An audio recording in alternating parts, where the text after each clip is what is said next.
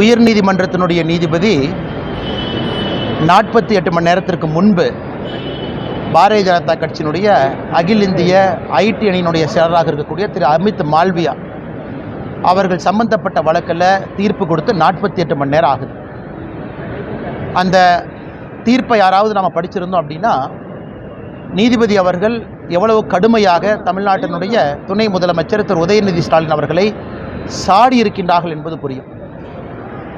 ஒரு மத நம்பிக்கையை, ஒரு வாழ்வியல் முறையை பின்பற்றக்கூடிய நபர்களை ஒழிக்க வேண்டும், டெங்கு மலேரியாவை போல ஒழிக்கணும், சனாதன தர்மத்தை ஒழிக்க வேண்டும் என்று சொல்லியிருக்கின்றார்கள். அது கிட்டத்தட்ட ஜீனோசைடு, இனப்படுகொலைக்கு சமம் என்கின்ற ஒரு வாதத்தை நீதியரசர் அவர்கள் இந்த தீர்ப்பில் சொல்லியிருக்கிறாங்க. குறைந்தபட்சம் தமிழ்நாட்டினுடைய காவல்துறை குறைந்தபட்சம் துணை முதலமைச்சரின் மீது ஒரு எஃப்ஐஆரை பதிவு செய்து அதற்கான நடவடிக்கையை குறைந்தபட்சம் எடுத்திருக்கணும். முதலமைச்சர் அவர்கள் உண்மையாலுமே சட்டத்திற்குட்பட்ட ஆட்சி நடத்துகிறாங்கன்னா துணை முதலமைச்சர் உதயநிதி அவருடைய ராஜினாமா கடிதத்தை வாங்கியிருக்கணும். அது துணை முதலமைச்சர் பொறுப்பில் இருந்து எதுவுமே தமிழ்நாட்டில் நடக்கலை. எப்பவும் போல நாமளும் கடந்து போயிட்டுருக்கிறோம். அமித் மால்வியா அவருடைய வழக்கு என்பது அவர்கள் மீது தமிழ்நாடு காவல்துறை பதியப்பட்ட எஃப்ஐஆரை குவாஷ் பண்ணணும் அப்படின்னு போடப்பட்ட வழக்கில் அமித் மால்வியா அவர்கள் எதுவும் தவறாக பேசலை, முற்றிலுமாக உதயநிதி ஸ்டாலின் அவர்கள் தவறு செய்திருக்கின்றார்கள், எந்த விதமான நடவடிக்கையும் எடுக்கலை என்பதை திரு நீதியரசர் அவர்கள் சுட்டிக்காட்டியிருக்கின்றார்கள். அதனால் தமிழ்நாடு காவல்துறை அதிகாரிகள், உயர் அதிகாரிகள் அதெல்லாம் பார்த்துட்டு தான் இருக்கிறீங்க. தமிழ்நாட்டில் நீதிமன்றத்திற்கு எந்த விதமான மரியாதையும் இல்லை என்பதை தொடர்ந்து பார்க்குறது புதுசு கிடையாது. அது திருப்பரங்குன்றம் வழக்காக இருக்கட்டும், தமிழ்நாட்டினுடைய பல வழக்குகளாக இருக்கட்டும், ஆளும் கட்சி நினச்சி நாங்கள் நீதிமன்றத்தினுடைய உத்தரவை நாங்கள் ஃபாலோ பண்ண மாட்டோன்னு முடிவு பண்ணிட்டு அவங்க ஃபாலோ பண்ணுறதில்லை. இதை மக்களும் பார்த்து கொண்டிருக்கின்றார்கள். இன்னும் 50 நாட்கள் இந்த கொடுமையை நாம் எல்லோரும் அனுபவிக்கணும். அதனால் குறைந்தபட்சம் ஒரு எஃப்ஐஆராவது பதிவு செய்யும். அவருடைய பதவியிலிருந்து விலகிறது அதெல்லாம் ரெண்டாவது, அதுவும் செய்யணும். ரெண்டாவது அது நீங்கள் பண்ண மாட்டீங்கன்னு தெரியும். ஆனால் இதையெல்லாம் மூடி மறைச்சிட்டு இயல்பு வாழ்க்கைக்கு நாம் போகிறது இது சரியில்லை. இது மீடியா நண்பர்களும் கூட இந்த வழக்கில் நீதியரசர்கள் சொல்லியிருக்கக்கூடிய கருத்தை மக்கள் மன்றத்தில் நீங்கள் வைக்க வேண்டும் என்று தாழ்மையோடு கேட்டுக்கொள்கின்றேன். ஆனால் இப்போ சிபிஎம் கட்சிக்கோ திராவிட முன்னேற்ற கழகத்துக்கோ எந்த தீர்ப்பு தான் ஏற்புடையது? திருப்பரங்குன்றத்தை பற்றி தீர்ப்பு கொடுத்தா இம்பீச்மெண்ட் மோஷன் 107 கையெழுத்து வாங்கி பார்லிமெண்ட்டுக்கு போகிறீங்க, அல்லது அந்த நீதியரசருக்கு எதிராக இங்கேயே ஒரு புக்கு வருது, அந்த புக்கை நீங்களாக ரிலீஸ் பண்ணுறீங்க, அது கம்யூனிஸ்ட் பேரியக்கம் பின்னாடி இருந்து ஆதரவு கொடுக்குறாங்க. ஏதாவது ஒரு நீதிபதி அரசுக்கு ஆதரவாக செயல்படலினா ஜாதியை வச்சு திட்டுறீங்க, மதத்தை வச்சு திட்டுறீங்க. அதனால் கம்யூனிஸ்ட் கட்சியினுடைய தோழர்களுக்கும் திராவிட முன்னேற்ற கழகத்துக்கு நாங்கள் கேட்குறோம், எந்த தீர்ப்பு தான் உங்களுக்கு ஏற்புடையது? எந்த தீர்ப்பு தான் ஏற்புடையது? இன்றைக்கு ஒரு நீதியரசர் உதயநிதி ஸ்டாலின் அவர்களுக்கு எதிராக ஒரு தீர்ப்பு கொடுத்துருக்குறாங்கன்னா அதுவும் ஏற்புடையதில்லை. அதுக்கு பேசாமல் தமிழ்நாட்டை கேங்கரூ ரிப்பப்ளிக்காக மாற்றிடலாமே. சட்டம் எதுவுமே வேண்டாம், செப்பரேஷன் ஆஃப் பவர்ஸ் வேண்டாம், எக்ஸிக்யூட்டிவ், லெஜிஸ்லேச்சர், ஜுடிஷியரி, மீடியா 4 தூண்கள் இருக்குது, 4 தூண்களும் வேண்டாம், எல்லாத்தையும் உடைச்சிடலாம் அப்படிங்கிற முடிவுக்கு திராவிட முன்னேற்ற கழகமும் கம்யூனிஸ்ட் இயக்கம் வந்திருக்கிறாங்களா அப்படிங்கிறத நண்பருடைய கேள்வி. கம்யூனிஸ்ட் இயக்கம் சொல்லியிருக்கக்கூடிய பதில் இருந்து எனக்கு தெரியுதுங்கண்ணா. சனாதன கருத்தை எதிர்த்து போராடினாலதான் பெண்களை இன்னைக்கு அரசு சாதாரண கடநிலை ஊழியர்லேருந்து பெண் நீதிபதி வரைக்கும் வந்திருக்காங்க அப்படி கருத்தையும் சந்தேகம். ஆனால் எனக்கு தெரியலிங்கண்ணா, எப்படி இருந்த ஒரு கம்யூனிஸ்ட் பேர் இயக்கம் இன்னைக்கு எப்படி ஆயிடுச்சு பாருங்கண்ணா. ஒத்து ஊதக்கூடிய ஊதுகுழலாக கம்யூனிஸ்ட் பேர் இயக்கம் தன்னை மாற்றிக்கொண்டு விட்டார்கள். ஒரு காலத்தில் கம்யூனிஸ்ட் இயக்கம்னா ஏழை மக்களுக்காக சண்டை போடுவாங்க, ரோட்டுக்கு வருவாங்க, பொது வாழ்க்கையில் ரொம்ப எளிமையாக இருப்பாங்க. அப்படிங்கிறது கம்யூனிஸ்ட் பேர் இயக்கத்தை மக்கள் ரொம்ப நாளும் ஒரு பெரிய நம்பிக்கை வச்சுருந்தாங்க. ஆனால் இன்றைக்கி திராவிட முன்னேற்ற கழகத்தோட கூட்டணியில் சேர்ந்து திமுககார பேச வேண்டியதெல்லாம் இன்றைக்கி கம்யூனிஸ்ட் காரன் பேசுகிறான். அதனால் சனாதன ஒழிப்புக்கும் தமிழ்நாட்டினுடைய பெண்களுடைய முன்னேற்றத்திற்கும் என்ன சம்பந்தங்கன்னா, இது ஐயருக்கும் அமாவாசைக்கும் போடுற முடிச்சு மாதிரி இருக்குது. தமிழ்நாட்டில் எப்பொழுதுமே பெண்கள் முன்னாடி இருந்தாங்க. நீங்களாம் சனாதனத்தை ஒழிக்கிறேன்னு கிளம்பித்தான் இன்றைக்கி பெண்களுடைய மனசை புண்படுத்திக்கிட்டு இருக்கிறீங்க. 1917 இவங்க ஒழிச்ச சாதியத்தான் பார்க்குறேன். 17 1917 ஆரம்பித்தாங்க, பேக்வர்ட் கிளாஸஸ் மூவ்மெண்ட்னு ஆரம்பித்தாங்க. அது பின்னாடி 40 அது திராவிட கழகமாக மாறிச்சு, 49 திராவிட முன்னேற்ற கழகமாக மாறிச்சு. நீங்கள் ஜாதி ஒழிக்கிறது இன்னும் நாங்கள் பார்த்துட்ருக்குறோங்க ஐயா, இன்னும் பார்த்துட்ருக்கோம் 100 வருஷமாக. இன்றைக்கும் போலீஸ் ஸ்டேஷனில் ஏதாச்சும் ஒரு தம்பதி போய் சரணடைவாங்க.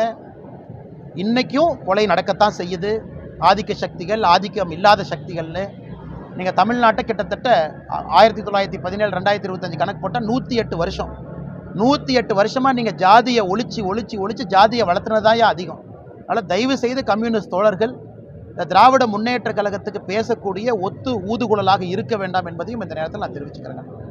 ஆசிரியர்கள் தொடர்ந்து போராட்டம் நடத்திட்டு வராங்க. இந்த 27ஆம் நாளும் போராட்டம் நடத்துறாங்க. இந்த சூழ்நிலையில் கறிக்கோழி வளர்ப்பு ஊழியர்கள் ஊதிய உயர்வு போராட்டத்தை முன்னெடுத்திருக்காங்க. அரசு உத்தரவு. அண்ணா, இது கோயம்புத்தூரில் ஆரம்பித்த இந்த கறிக்கோழி உயர்வுக்கான பிரச்சனை அங்கே ஆரம்பிச்சதுங்கண்ணா. ஆரம்பத்தில் விவசாய பெருமக்கள் எல்லாம் நியாயமான கோரிக்கையை முன் வச்சாங்க. இன்னைக்கு கறிக்கோழியை பொறுத்த வரைக்கும் ஒரு கிலோவுக்கு ₹6.50 இன்னைக்கு கிடைக்குது. அதை உயர்த்தணும். சில கறிக்கோழி வளர்ப்பவர்களுக்கு ₹8 வரைக்கும் போகுது, இன்சென்டிவ் ₹9 வரைக்கும் போகுது. அதை கறிக்கோழி முதலாளிகளும் கூட அவர்களும் பேச்சுவார்த்தைக்கு தயாராக தான் இருந்தாங்க. திமுக அரசு உள்ளே பூந்து குட்டையை குழப்பி தேவையில்லாமல் விவசாயிகளை கைது செய்து அது அன்பு சகோதரர் ஈசானை பிடிச்சி உள்ளே வச்சிருக்கிறாங்க. நேற்று அதை பார்ப்பதற்காக அந்த பகுதி சூலூர் பகுதியிலேருந்து விவசாய பெருமக்கள் வந்திருக்கிறாங்க. அவங்களையும் பிடிச்சி உள்ள ஒரு பக்கம் அந்த சூலூர் பகுதி தமிழ்நாட்டில் இருக்கக்கூடிய கறிக்கோழி வளர்ப்போர் சங்கம் அவங்கெல்லாம் போராட்டம் பண்ணிட்டு இருக்காங்க. அவங்களையும் பிடிச்சி உள்ள. அதனால் கந்தரகோலம் பண்ணி வச்சிருக்கிறாங்க. இது ஒரு பக்கம். இன்னொரு பக்கம் 2013 வந்த டெட் இஷ்யூ. இவங்க 2021 தேர்தல் வாக்குறுதிகளை நிரந்தரமாக செய்வோம் என்று சொல்லியிருந்தார்கள். அதை பண்ணலின்னு போராடுறாங்க. அவங்களையும் பிடிச்சி உள்ள வைக்கிறாங்க. 27 நாட்களாக தொடர் போராட்டம். இன்னைக்கு தமிழ்நாட்டை பொறுத்தவரை அரசு ஊழியர்கள் எல்லாம் தொடர்ச்சியாக போராட்டம் நடத்துறதை பார்த்தா திமுக ஆளுங்கட்சியாக எதிர்கட்சியானே நமக்கு சந்தேகமாக இருக்குது. இன்னும் ஒரு பக்கம் உண்மையை சொல்ல வேண்டும் என்றால் 50 நாட்கள் இவங்கெல்லாம் கொஞ்சம் பொறுத்துக்கணும். அதன் பிறகு வரக்கூடிய நம்முடைய ஆட்சி, தேசிய ஜனநாயக கூட்டணியினுடைய ஆட்சி, நிச்சயமாக இதற்கெல்லாம் ஒரு தீர்வு நம்ம தான் கொடுப்போம். அதனால் வருத்தமாகத்தான் இருக்கிறது. கறிக்கோழி விவசாய பெருமக்களுடைய போராட்டமும், ஆசிரியர் பெருமக்கள் போராட்டமும், செவிலியர்களுடைய போராட்டமும் தினமும் நடப்பதை பார்த்து நமக்கு பெரும் வருத்தமாக மட்டும்தான் இருக்குது. இந்த நேரத்தில் நாம் பத்திரிகை நண்பர்களை போட பேசத்தான் முடியுதோ தவிர ஆக்ஷன் எதுவும் எடுக்க முடியல. ஏன்னா ஆளுங்கட்சி திராவிட முன்னேற்ற கழகமாக இருக்கின்ற காரணத்தினால். சார், முதலமைச்சருடைய கனவை சொல்லுங்க. பிரச்சாரத்தை எப்படி பாருங்க?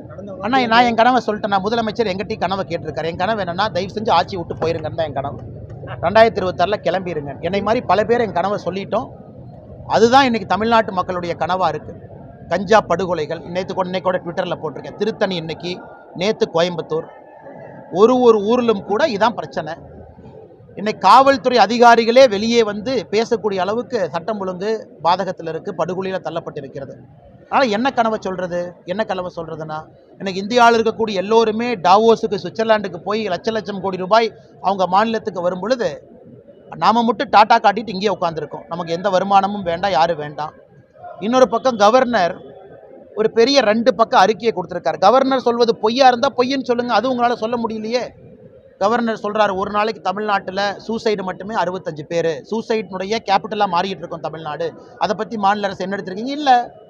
இன்னொரு பக்கம் கவர்னர் சொல்கிறாரு, ஒரு காலத்தில் முதல் 3 இடத்துல இருந்தோம் அந்நிய செலாவணி இருப்பதில். இன்றைக்கி 6, 7, 8வது இடத்துல இருக்கோம். ஆனால் நீங்கள் மார்த்தட்டிக்கிறீங்க, அதுக்கு பதில் இல்லை. இன்னொரு பக்கம் ஆளுநர் சொல்கிறாரு, கஞ்சா புழக்கத்தில் முதன்மை மாநிலமாக மாறி இருக்கின்றோம், அதற்கு பதில் இல்லை. அதனால் நீங்கள் ஆளுநர் தேசிய கீதம் பாடணும், அது பாடணும்னு சொன்னார், அது ஒரு பக்கம் இருக்கட்டும். அதற்கு எங்களுடைய ஆட்சேபனை இருக்குது. ஆளுநரை பொறுத்தவரை 2ம் பாடணுன்னு தான் சொல்கிறார். தமிழ்தாய் வாழ்த்தும் பாடணும், தேசிய கீதம் பாடணும்னு சொல்கிறார். அது வரவேற்க வேண்டிய விஷயம்தான். அது ஒரு பக்கம் வச்சிடலாம். இன்றைக்கி ஆளுநருடைய குற்றச்சாட்டுக்கு முன்னால் பதில் சொல்ல முடியலையே. அதனால் தமிழ்நாட்டை பொறுத்தவரை ஸ்டாலின் ஐயா கேட்கக்கூடிய உங்களின் கனவு என்னென்னா, திராவிட முன்னேற்ற கழகம் ஆட்சியிலிருந்து போக வேண்டியதான் எங்களுடைய கனவாக இருக்குது.